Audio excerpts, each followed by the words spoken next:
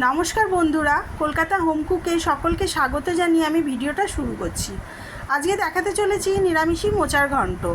মোচাটা আমি ভালো করে কেটে বেছে আর ধুয়ে আর হলুদ দিয়ে সেদ্ধ করে নিয়েছি।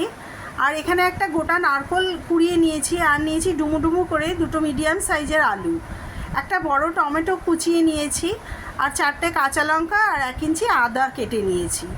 এটা মশলাটা আমি বেটে নেব। আর কড়ায় তেল দিয়ে তেলটা একটু গরম হয়ে গেলে আমি দিয়ে দিচ্ছি এখানে একটা গোটা তেজপাতা। আমি তেজপাতাটা ছিঁড়ে দিয়েছি, আর দিলাম গোটা জিরে। আমার ভিডিওটা যদি আপনাদের ভালো লেগে থাকে আপনারা লাইক শেয়ার করবেন, এবং আপনাদের কাছে একান্ত অনুরোধ রইল আমাকে সাবস্ক্রাইব করবেন। সাবস্ক্রাইব করলে তাহলে আমি আরও ভিডিও আপনাদের আপলোড করার উৎসাহ পাবো। আপনাদের কাছে একান্ত কাম্য যে আপনারা আমার ভিডিওটা পুরো দেখুন। আশা করব আপনাদের ভালো লাগবে। মশলাটা আমার ভাজা হয়ে গেছে। এবারে আমি দিয়ে দিচ্ছি আলুটা। ডুমো ডুমো করে আলুটা কেটে রাখা ছিল, সেটাকেই আমি দিয়ে দিলাম। দিয়ে আমি হালকা করে ভেজে নিচ্ছি। কোনো তরকারি করার সময় যদি আলু একটু ভেজে নেওয়া যায় তাহলে সেই তরকারির স্বাদ দ্বিগুণ বেড়ে যায়, খুব খেতে খুবই সুস্বাদু হয়। আপনারাও এইভাবে আলু একটু ভেজে তরকারি রান্না করুন, দেখবেন খেতে খুবই ভালো হবে। আমি হালকা করে ভেজে নিচ্ছি আলুটা। এবারে আমি দিয়ে দিচ্ছি সেই কুড়িয়ে রাখা নারকেলটা। নারকেলটা আমি পুরো দিইনি, অল্প একটু দিয়েছি, 1 মুঠোর মতন দিয়েছি নারকেলটা দিয়ে আমি ভালো করে ভেজে নিচ্ছি। দেখুন নারকেলটা দিয়ে তেল বেরিয়ে এসছে, নারকেলটা বেশ ভাজা হয়ে গেছে। এবারে আমি দিয়ে দিচ্ছি টমেটো, আদা আর কাঁচা লঙ্কা। যেই মশলাটা আমি বেটে নিয়েছিলাম, গোটা মশলা আপনাদের দেখিয়েছি, ওটাকেই বেটে নিয়েছিলাম, বেটে ওটা দিয়ে দিলাম। এবার মিক্সির বাটি ধুয়ে সেই জলটা একটু দিয়ে দিচ্ছি। যে কোনো মশলা কষানোর সময় যদি একটু জল দিয়ে নেওয়া যায় তাহলে মশলাটা পুড়ে ওঠে না, কড়াইতে লেগে যায় না। আমি জলটা দিয়ে, বাটি ধোয়া জলটা দিয়ে এবার দিয়ে দিচ্ছি 1 চামচ হলুদ। আর এখানে আমি দেব জিরে গুঁড়ো। জিরে গুঁড়োটা পরিমাণে একটু বেশি দিচ্ছি, এখানে আমি 1.5 চামচ জিরে গুঁড়ো ব্যবহার করেছি।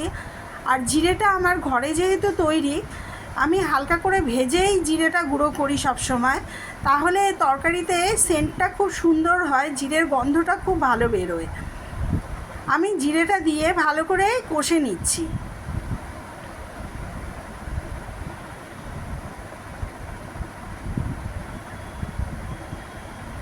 একটা তরকারি অনেকটাই ডিপেন্ড করে আপনার মশলাটা কষানোর ওপর, কতটা ভালো হবে।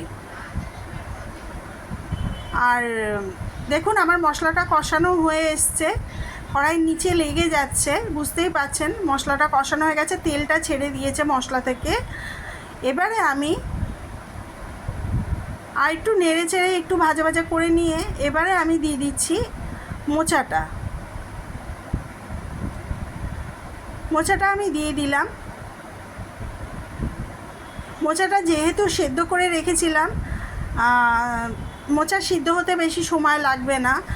আর আলুটা যেহেতু কাঁচা, আলুটা তাই একটু ঢাকা চাপা দিয়েই রান্না করব, তাহলে একটু ভালো লাগবে খেতে। এবার আমি মশলাটা দিয়ে ভালো করে কষে নিচ্ছি। মোচাটার মধ্যে ভালো করে মশলাটা মাখানো হয়ে গেলে, যেহেতু আমার কড়াইটা একটু পাতলা হয়ে এসছে তাই নিচে একটু মশলাটা লেগে গেছিলো, কিন্তু কোনো অসুবিধা হয়নি, পুড়ে ওঠেনি। এবার আমি দিয়ে দিলাম পরিমাণ মতো নুনটা আমি শেষের দিকে দিলাম, কারণ আলুতে যদি নুন দিয়ে দিই তাহলে আলুটাতেই নুন বেশি হয়ে যাবে, তাই জন্য আমি মোচাটা দেওয়ার পরে নুনটা দিলাম। আমি এবারে ভালো করে নেড়ে চেড়ে নুনটা ভালো করে মিশিয়ে নিচ্ছি তরকারিটার মধ্যে।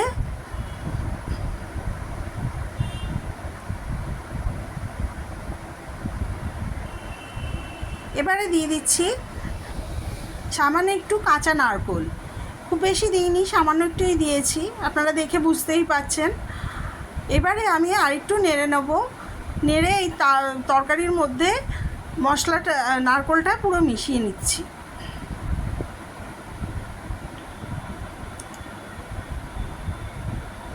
নারকেলটা মিশে গেছে তরকারির মধ্যে। এবারে আমি একটু ঢাকা দিয়ে দেবো, ঢাকা দিয়ে গ্যাসটা একটু সিমে করে দেবো, যাতে তরকারিটা নিচে না লেগে যায় বা পুড়ে না ওঠে। তাই আমি একটু ঢাকা দিয়ে দিলাম। মিনিট 10-15 বাদে আমি ঢাকা খুলে দেখছি আলুগুলো মোটামুটি সেদ্ধ হয়ে গেছে, আলুগুলো সেদ্ধ হয়ে গেছে। এবারে আমি ভালো করে নেড়ে চেড়ে এটা একটু ভাজা ভাজা মতন করে নিচ্ছি। দেখুন আলুটা সেদ্ধ হয়ে গেছে। আলুটা সেদ্ধ হয়ে গেছে বলে আমি এটা ভাজা ভাজা করে নিচ্ছি। একটু ভাজা ভাজা করে এর মধ্যে দিয়ে দিচ্ছি গরম মশলা। এখানে 1 চামচ গরম মশলা আমি ব্যবহার করেছি। তরকারিটা খেতে অত্যন্ত সুস্বাদু হয়েছিল, আপনারাও বানান। এবার দিয়ে দিচ্ছি 1 চামচ ঘি। এখানে 1 চামচ না, হাফ চামচ, পরে আবার আমি হাফ চামচ দিয়েছিলাম। এখানে টোটাল 1 চামচ ঘি দিলাম আমি। যেহেতু গরম মশলা দিয়েছি, নিরামিষি তরকারি, এঁচড়ে মোচার তরকারি, আমি বারবার এঁচড় বলে ফেলছি, মোচার তরকারি। একটু দিয়ে দিলাম চিনি, পরিমাণ মতন, বেশি দিইনি, সামান্য একটু দিয়েছি। দিয়ে আমি ভালো করে নেড়ে নিচ্ছি। একটু গরম মশলার সঙ্গে একটু নিরামিষি তরকারিতে ঘি পড়লে দারুণ খেতে লাগে, তাই আমি ঘি গরম মশলা দুটোই দিলাম। একটু নেড়ে চেড়ে, একটু চিনিটা গলতে একটু সময় লাগে, একটু নেড়ে চেড়ে একটু ভাজা ভাজা করে এবার আমি বাটিতে সার্ভ করে দিচ্ছি। আবারও বলছি, আমার ভিডিওটা ভালো লেগে থাকলে আপনারা লাইক শেয়ার করবেন এবং আমার চ্যানেলটাকে অবশ্যই সাবস্ক্রাইব